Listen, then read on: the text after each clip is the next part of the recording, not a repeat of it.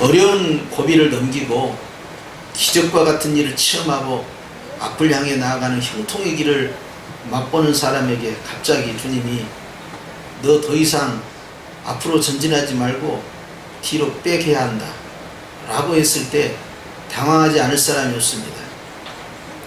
이스라엘 백성은 바로의 그 압제에서 400년 동안 식민지 종살이를 했기 때문에 하나님께서 10가지 재앙을 통하여서 모세와 함께 애굽을 나오게 하셨지만 그들이 지금 해야 할 것은 빠른 속도로 광야를 주파해서 가나안으로 들어가는 것입니다.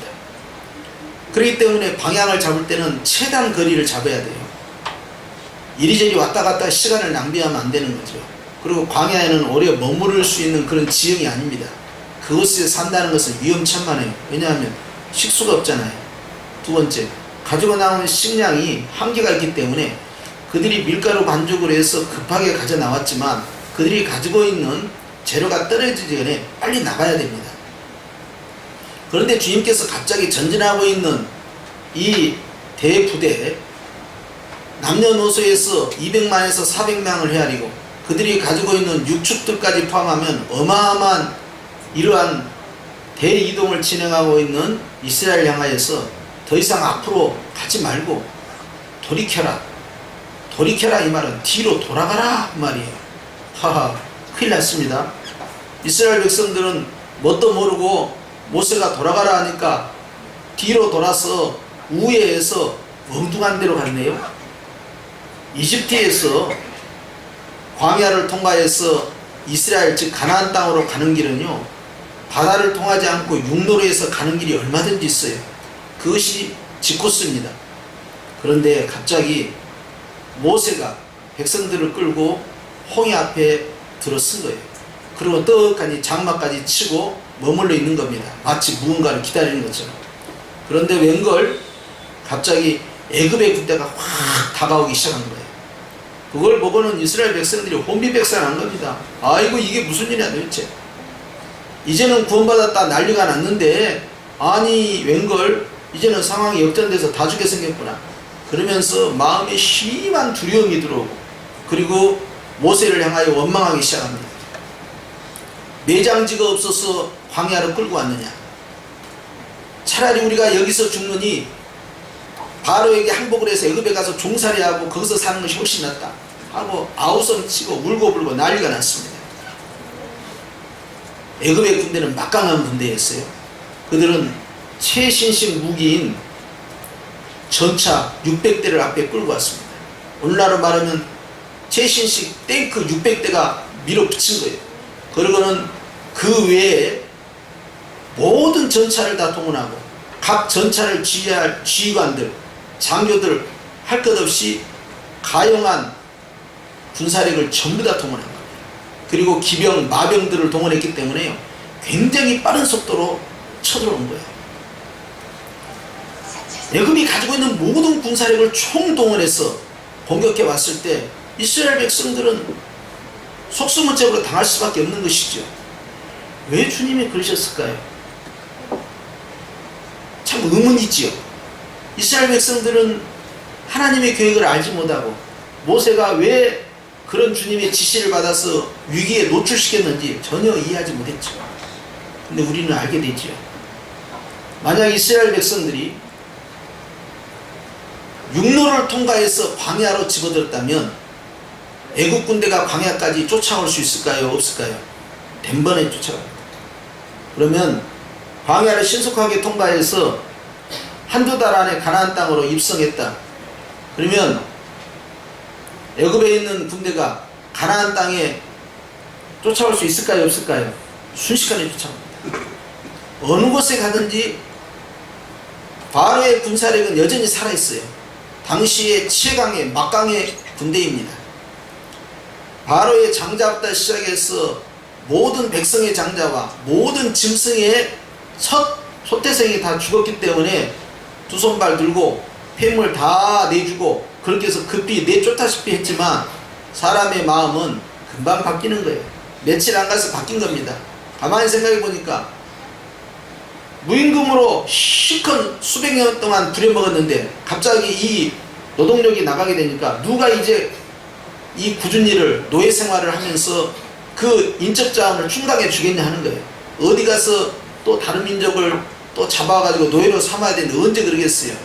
그런데 이 일도 잘하는 이 유태인들을 그냥 놔뒀으니 이제 얼마나 배가 아프겠어요. 그러니까 가만히 생각해 보니까 안 되겠어요. 그래서 다시 쫓아온 겁니다. 하나님께서는 근본을 제거하기 위한 전략을 짜신 거예요. 홍해라는 것은 도저히 건널 수 없는 바다입니다. 뒤에 쫓아오는 애국 군대는요, 자기신들의 힘으로 절대 이길 수 없는 거대한 적이에요. 진퇴양난입니다. 그런데 하나님께서요, 놀라운 일을 발휘하셨죠.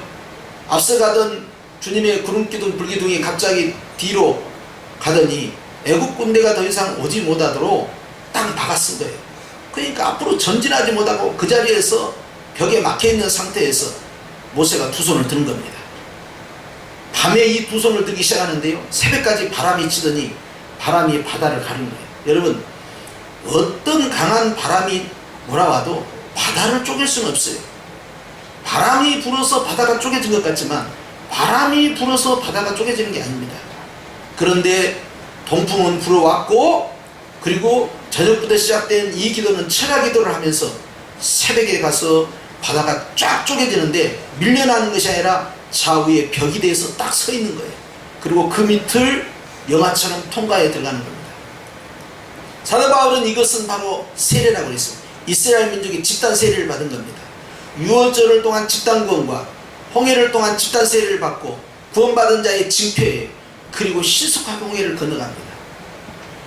홍해를 건너가니까 그것이 구원의 증거로 임하는 축복의 물세례인 줄 알고 애국 군대도 뛰어들었지만 하나님을 알지 못하는 애국 군대에게는 그것은 심판의 불이 됩니다.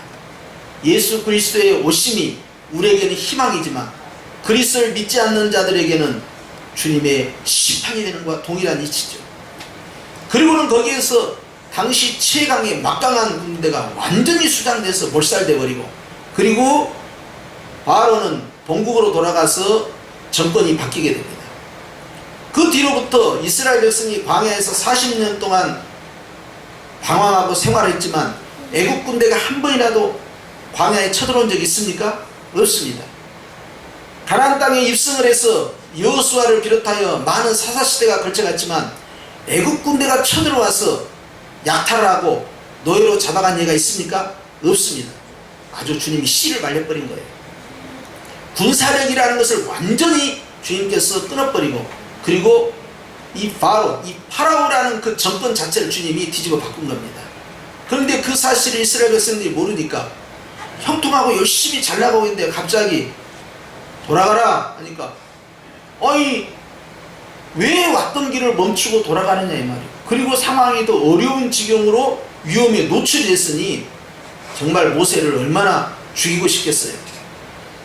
하나님 앞에서 모세는 백성에 선포하죠. 너희는 가만히 있어. 오늘날 여호와가 하나님인 줄 알지어다. 너희는 하나님이 어떻게 하신가 오늘 한번 봐라. 두려워하지 말라 하고는 모세 혼자 손을 들고 기도하고 나머지 사람들은 그냥 처리야만 했어. 그러니까 금식과 금식 기도는 달라요. 자꾸 여러분 다이어트 한다고 이제 금식하자 금식 기도하자 그러면 막 뭐 저녁에 금식해가지고 뭐 살도 빼고 기도도 하고, 여러분 이렇게 막 하면 안 돼요. 자, 금식과 금식 기도는 완전히 다르죠. 모세의 철야 기도와 백성들의 철야는 완전히 다릅니다. 모세는 확신을 갖고 기적으로 바다를 가르는 하나님의 영광이 나타나는 새벽을 맞이했지. 이스라엘 백성들은요, 두려움에 떨면서 어떻게 되는가 하고 구경만 한 거예요. 그런데 하나님께서 그것을 나눠버린 겁니다. 바다를. 우리는 때로 형통하면서 앞을 향해 나아갈 때 이해가 되지 않을 때가 있어요. 왜 다시 돌아가라는가? 왜 가던 길을 멈추게 만드시는가?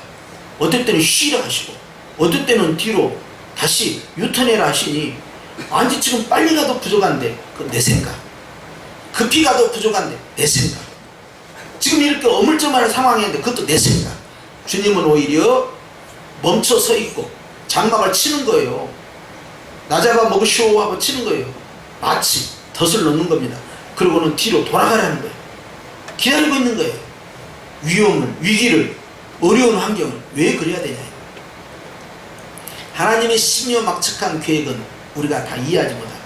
그러나 여러분, 이해하고 주님을 믿을 수가 없어요. 이해하고 믿는 것은 과학입니다. 이해가 되지 않는 것이 신앙입니다. 이해가 되지 않는데 그게 믿어져. 하나님 앞에서 내가 이해하지 못할 일이 너무너무 많아요. 현재 나의 삶, 또 나의 앞으로의 미래의 삶, 그리고 지금까지 창조 이래로 성경에 나타나는 모든 일들이 과학적으로 증명되지 않는다 하더라도 내가 믿어지는 것이 있고 믿을 수 없는 만한 기적 앞에서도 믿어지는 역사가 나타날 때 하나님께서 바로 그 심령에 복을 내려주시는 것입니다. 그런데 우리가 하나님 앞에서 야, 이것은 도저히 이해가 안 간다. 내 인생을 주님 왜 후퇴시킬까? 왜 내 발목을 잡고 계실까? 나 빨리 가야 되는데, 지금이 적기인데 라고 생각한 부분이 있을 수 있어요. 그럴 때 여러분 생각해야 합니다.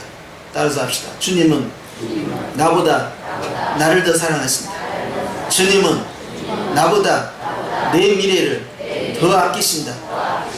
시간은 하나님의 것이요, 미래는 하나님의 것이요, 나는 하나님의 것이요, 내 인생은 하나님의 것이요, 내가 아끼는 직장이나 사업장이나 내가 아끼는 내 가족이나 나의 미래의 모든 삶이, 내가 얻고자 하는 그 목표가 여러분 주님께서 더 그 부분을 잘 알고 계시고 아끼신다는 사실을 믿어야 돼요. 따라합시다. 축복의 확신, 미래의 확신. 이거 대단히 중요한 문제예요. 그렇기 때문에 주님 앞에서 이해가 되지는 않지만 순종하는 거예요. 마치 베드로가 네 그물을 깊은 곳에 던져라. 깊은 곳에는 고기가 있다고요, 없다고요? 없다는 사실을 어부들은 다 안다 이 말이에요. 그런데 밤새도록 그물을 안 잡히면, 평소에 잡히던 곳에다 던졌는데 고기가 안 잡히면 평소에 고기가 없을 것 같은데도 그물을 던졌을까요, 안 던졌을까요? 던지고도 남죠.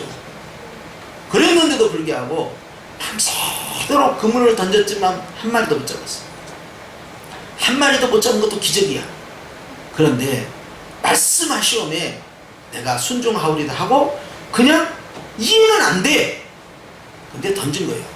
던진 것은요, 그가 뱃속에, 배 안에 예수님과 함께 머물러 있으면서 해변에서 설교하신 것을 베드로가 듣고 있었다고요. 말씀을 듣다 보니까 주님이 믿어져. 주님의 말씀도 믿어져. 근데 그 주님이 그렇게 말씀하시니까 여러분, 그 사람의 말보다 그 사람이 누구냐가 더 중요한 거예요. 그런데 주님이 그렇게 말씀하시니까 내가 순종하오리다 하고 주님에 대한 신뢰를 갖고 던진 거예요. 믿져야 번전하뇨. 그런데 기적이 일어난 거예요. 그러니까 아이고 주여 나는 죄인으로소이다. 이건 뭐예요? 보통 납비가 아니라 이거예요. 이분은 보통 분이 아니라는 거예요. 거기에서 이 베드로의 첫사랑이 시작된 거예요. 이해가 안 되는 일들이 나타납니다. 하나님께서는 잘 가고 있는 사람에게 멈추게 하고 심지어는 뒤로 물러서게 할 때가 있다. 그럴 때 어떻게 합니까? 대부분 사람들은 낙심합니다. 절망합니다. 두려워합니다. 불안해해요. 특히 애국 군대 앞에서 얼마나 불안했겠어요. 벌벌 떠는 거죠. 다 죽이니까 무조건 끌려가야 되는 거예요. 그런데 두려워하지 말라는 거예요. 주님께서는 풍랑을 만난 제자들에게 두려워하지 말라, 어려움을 당한 제자들에게 두려워하지 말라, 물에 빠진 베드로에게도 두려워하지 말라, 두려워하지 말라는 말씀을 얼마나 자주 하시는지 몰라요. 너희는 마음에 근심하지 말라. 하나님을 위해 또 나를 믿어라. 너희 염려를 다 주께 맡겨버리라. 내일을 위하여 염려하지 말라. 이는 이방인들이 하는 것이다. 주님께서 수없이 염려하지 말라, 걱정하지 말라, 낙심하지 말라, 두려워하지 말라, 불안하지 말라, 원망하지 말라 수없이 말씀해요. 그럼 반대는 뭐예요? 감사하지. 내가 오늘부터 불안 안 하겠습니다. 오늘부터 낙심 안 하겠습니다. 오늘부터 실망 안 하겠습니다. 오늘부터 두려워하지 않겠습니다. 이렇게 한다고 해서 마음 먹은다고 해서 마음 먹은 대로 됩니까? 안 됩니까? 안 돼요. 그러니까 육체의 소욕을 없애기 위해서는 성령을 쫓아 행하는 거예요. 성령이 원하는 건 뭐예요? 감사하는 거예요. 성령이 원하는 건 뭐예요? 항상 기뻐하는 거죠. 그걸 통해서 이것을 제압에 들어가는 거예요. 그러니까 내가 오늘 이런 어려운 환경에 오히려 잘 나가다가 삐걱해가지고 오히려 결정타를 맞았어. 이거 어떻게 하면 좋지? 굉장히 불안할 거 아닙니까? 바로 이때 우리 주님께서는 우리에게 새로운 길을 열어주시는 거예요. 그건 뭐라고요? 더 이상 낙심하지 말고 하나님만 믿고 감사하라는 거예요. 이스라엘 백성들이 끝까지 감사했으면 너무너무 문제가 쉽게 끝나는 거예요. 감사는 기적을 만들어내고요, 기쁨은 그 기적을 키워버리는 거예요. 그런데 이스라엘 백성들이 이 홍해 앞에서, 애국 군대 앞에서 벌벌 떨고 있는 거예요. 홍해가 갈라진 다음에 좋아가지고요, 바다 건넌 다음에 축제를 벌이고 난리가 났습니다.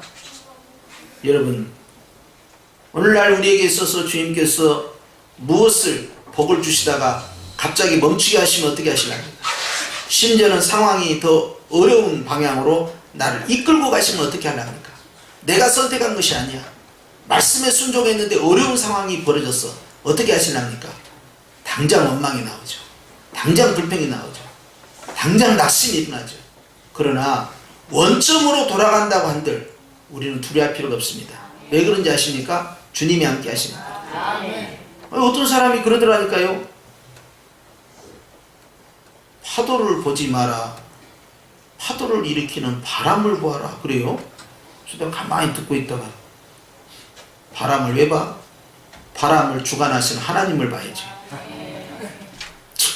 이게 이제 대세를 보라 그런 뜻이었는가 봐, 그게. 예? 이게 일희일비하지 마라 그런 뜻이겠지.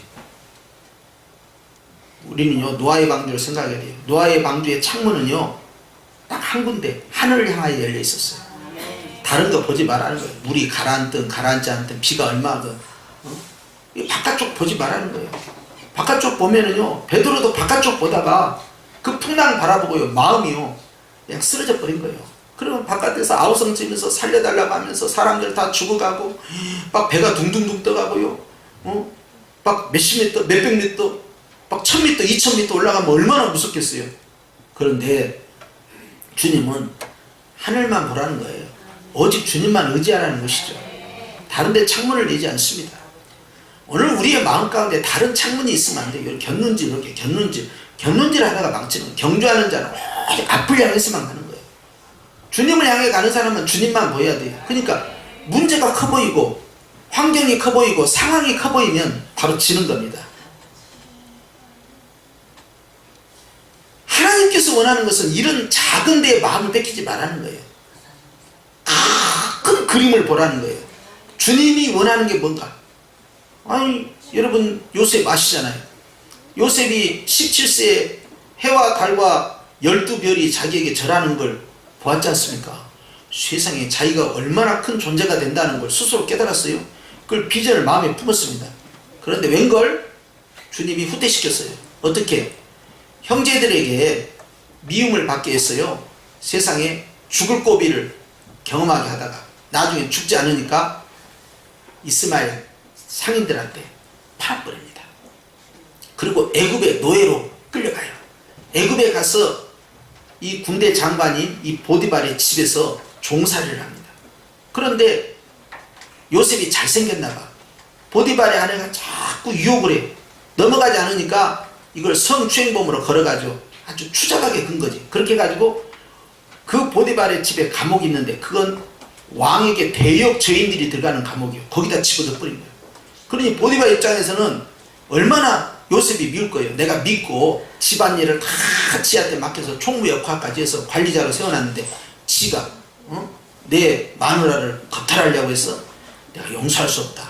얼마나 화가 났겠어요. 이제 무슨 희망이 있어요? 이건 완전히 뒤로 돌아가는 것이 아니라 아주 상황이 더 나빠져 버린 거예요.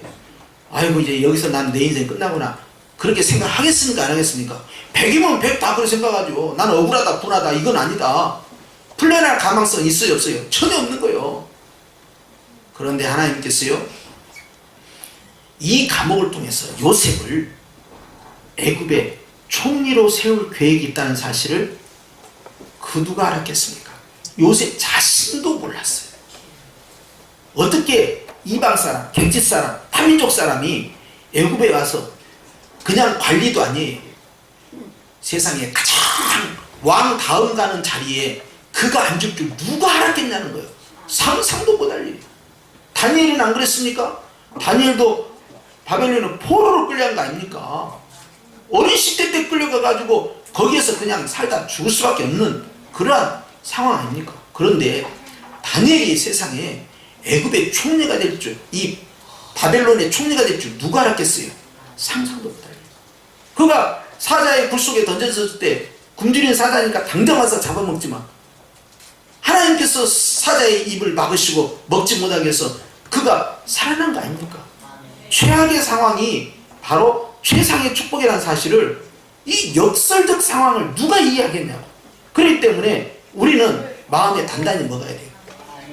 우리는 살아도 감사하고 죽어도 감사하고, 살아도 순종하고 죽어도 순종하고, 내가 이 상황은 정말 순종했더니 최악의 상황이다 라고 해도 순종하는 거예요.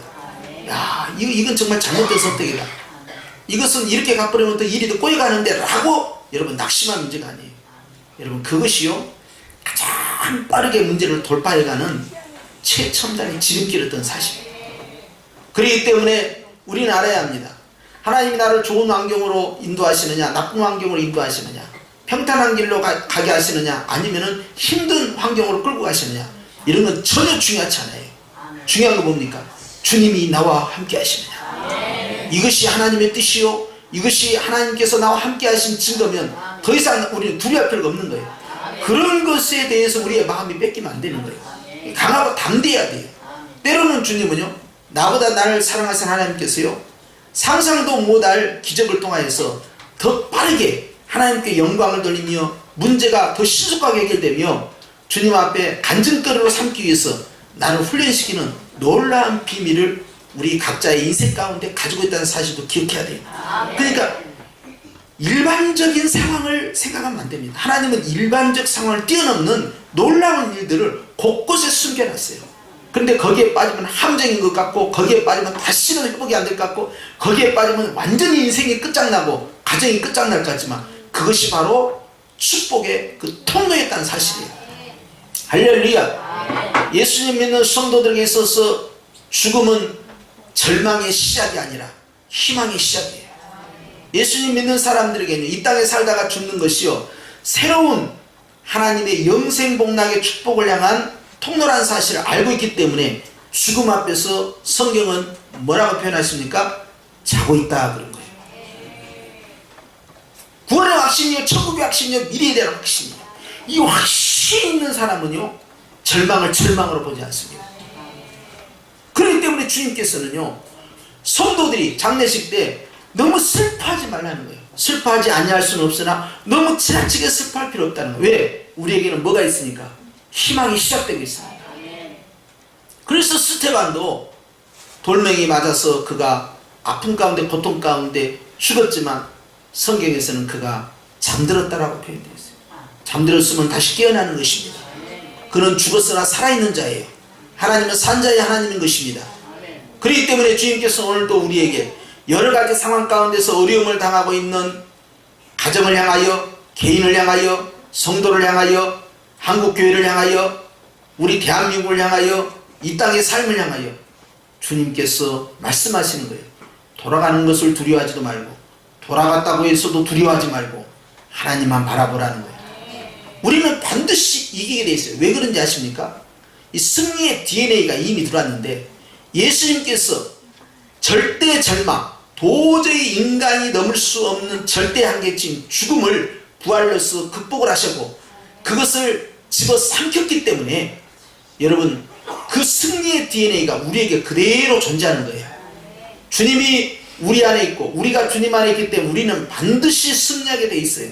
그렇기 때문에 여러분, 순교자들 보십시오. 수많은 순교자들이 초대교회에서 처형을 당하고 목배임을 당하고 사자밥이 되고 그렇게 참혹하게 죽었지만, 그러나 순교자들은 진정한 승리자예요. 그렇기 때문에 하나님 앞에서요, 내가 끝났다고 판단하는 것은 속단입니다. 주님이 끝났다고 말씀하지 않는데 우리가 서둘러서 어떤 것을 해석하고 분석하고 결론을 내는 것은 어리석은 거예요. 그것은 낙심이에요, 절망이에요, 두려움이에요, 마귀가 좋아하는 것입니다. 그렇기 때문에 무너지지 아니하는 견고한 심령 성전을 세우는 것입니다. 환경을 보지 않고 주님을 바라보는 겁니다. 주님이 어떠한 환경을 나에게 허락하고 인도하셔도 우리는 그것 때문에 내 마음이 상할 필요가 없어요. 오직 주님만 바라보는 거예요. 주님의 구름기둥이 앞에 가고 있으면 그것이 바로 우리가 가야 할 길이고 그것이 바로 축복으로 하는 길인데, 어느 누구도 경험하지 못한 집단 세례, 즉 홍해가 갈라지는 전무한 경험을 할 줄 누가 알았겠습니까? 그것은 여러분 일생일대에 있어서 잊을 수 없는 놀라운 경험이에요. 하나님의 백성들은 바로 그 축복의 주인공으로 자리 잡는 것입니다. 우리가 주님 앞에서 어려운 환경 가운데서도 주님만을 바라보고 주님께서 나에게 하실 그 일을 소망하고 기도하고 있으면 주님께서 내 일을 대신하시는데, 주님께서요 우리를 기적의 주인공, 축복의 주인공, 은혜의 주인공으로 세워주시니 두려워할 것이 없는 것입니다. 바로 우리 교회를 향하여서, 우리 민족을 향하여서 주님께서는 끊임없이 은총을 베풀고 있다는 사실을 기억해야 됩니다. 바로 축복에 대한 확신이에요. 나보다 나를 더 사랑하신다는 그 사실 앞에서 우리는 더 견고해져야 되죠. 오늘도 하나님의 은혜가 저와 여러분의 충만히 임한 줄 믿습니다. 따라서 합시다. 확신한 만큼 받아간다. 주님은 자꾸 물어요. 너에게 믿음이 있느냐? 너에게 믿음이 있느냐? 그 믿음만큼, 그 확신만큼 축복이 채워지는 거예요. 그렇기 때문에 이해하려고 하지 마시고 아멘 하십시오. 이해하려고 하지 말고 순종하십시오. 이해하려고 하지 말고 담대히 전진하십시오. 처음도 담대히 출애굽했으면 여러분 끝까지 담대히 홍해를 건너가는 것입니다. 끝까지 광야를 담대히 지나가는 것입니다. 끝까지 가나안 땅에 담대히 돌파에 들어가는 것입니다. 한결같은 마음으로. 왜? 주님은 나와 함께하기 때문에. 이것이 임마누엘의 축복이니 주 안에서 성령 하나님께서 구름기둥 불기둥처럼 우리 안에 계시고 우리의 삶 가운데 계시니 두려울 것이 있다 없다? 없다는 것. 결코 비관하지 말고 자기 재해석을 해서는 안 됩니다. 해석은 누가 하십니까? 주님이 하십니다. 내가 판단하고 비교하고 분석하고 내가 결론을 내리면 안 돼요. 야, 저 사람 참 안 됐다. 저렇게 죽었어. 누구였어요? 나사로입니다. 나사로는 비참한 삶을 살았어요. 성도였어요. 교회 다녔어요. 오늘날로 말하면 예수님 믿는 성도예요. 그런데 가난하게 살았어요. 지극히 가난했어요. 영세민도 못 될 정도로 노숙자 생활을 했어요. 병들었어요. 병은 치료 못 받았어요. 사람 구실도. 그리고 오갈 데가 없어요. 그런데 그가 죽었어요. 왜 태어났니? 뭐하러 태어났니? 그러고도 하나님 믿니? 많은 사람들이 그 죽음에 대해서 의미 없는 죽음이라 생각할지 모르지만 예수님께서는 그렇게 말씀하지 않았어요. 나사로는 실명을 써가면서, 이건 비유가 아닙니다 여러분. 실명에는 비유가 나올 수가 없어요. 이건 사실이에요. 주님이 사실을 말씀한 거예요. 아브라함이 그를 품에 안았다는 거예요.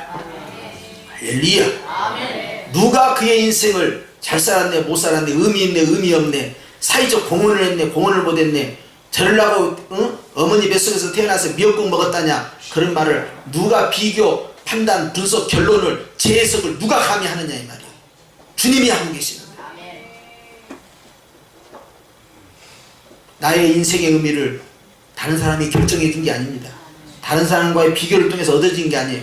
주님은 나에게 뭐라고 말씀하시냐? 내가 아무리 사회적으로 성공하고 장차관이 되고 국회의원이 되고 대통령이 되고 유명한 CEO가 된다 하더라도 너 인생 헛살았다. 그럼 그걸로 땡이요. 아멘이죠? 여러분, 그렇기 때문에 담대하셔야 됩니다. 주님은 우리를 너무나 자랑스러워 하시고 기뻐하셔요. 내가 예수님 믿는다는 이 한 가지 때문에 내 인생은 완전히 성공이에요. 이거 최상의 성공입니다. 그렇기 때문에 내가 나를 어떻게 봐야 할 것이며, 내가 내 인생을 어떻게 봐야 할 것이며, 내가 이 주변에 있는 어려운 환경을 얼마나 우습게 봐야 되느냐 이 말이에요. 한번 따라서 합시다. 우습다. 선포하세요. 우습다. 문제를 우습게 보고 하나님을 위대하게 봐야 됩니다. 할렐루야. 그렇기 때문에 여러분, 주눅들면 안 돼요. 마음 조마조마하고 가슴 두근두근하고 그럴 필요 없어요. 담대해야 됩니다. 주님은 승리자이시고 우리 또한 승리자입니다. 기도하십시다.